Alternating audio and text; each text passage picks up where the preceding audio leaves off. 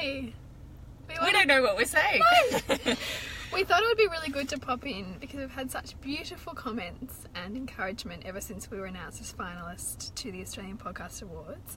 And so we thought we'd pop in and say, no, we weren't winners, but we are just so chuffed to be even in the running because... So chuffed. Oh my God.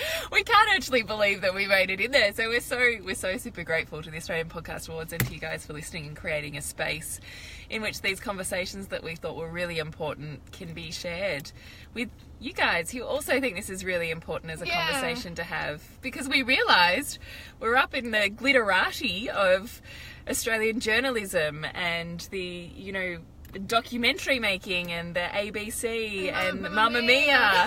And we were sitting there going, everybody has a team and producers, and here we are thinking we had some good conversations in our car. With some pretty low-tech gear. So we are pretty pleased and proud of not only what we've created but also what you have come along on the journey with us to create. And we're also reinforced for us how important so many of the conversations that we have are to women, and are to women who are mothering daughters.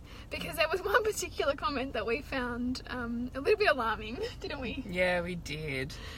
This, as part of the thank you and the, you know, strange places and strange stories that different podcasters had heard, one had said, well, I interviewed this woman who had to steal her placenta out of the fridge of a hospital in an ice cream container. And Bridget and I looked at each other and went, are you fucking serious? That's the whole purpose of these really deep, important conversations, is that we are taking ownership for ourselves and our bodies.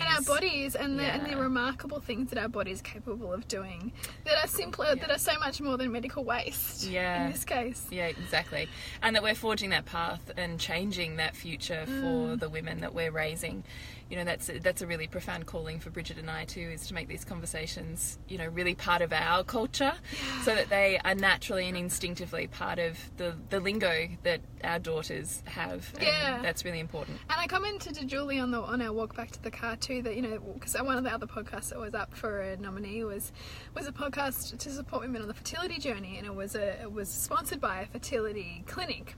And we all hear these ads on the radio all the time, and I think that we can't discount the fact that they help so many thousands of women. But what you and I were also talking about is how much does that change the dialogue that women in their 20s or early 30s might have about their own trust in their fertility. Because if there's an opportunity to outsource it to a clinic, then what does that mean about my own belief in my body's fertility? And we were talking about how that conversation begins when we're girls. You know, it begins when we're teenagers, because there are so many businesses and new avenues that are increasingly popping up in our lives today that see our bodies as separate from us, and we really want to bring that home.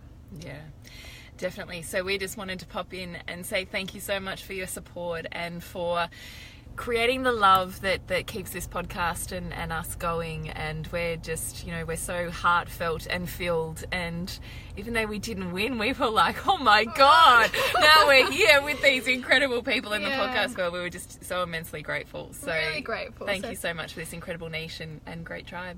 Thank you, ladies.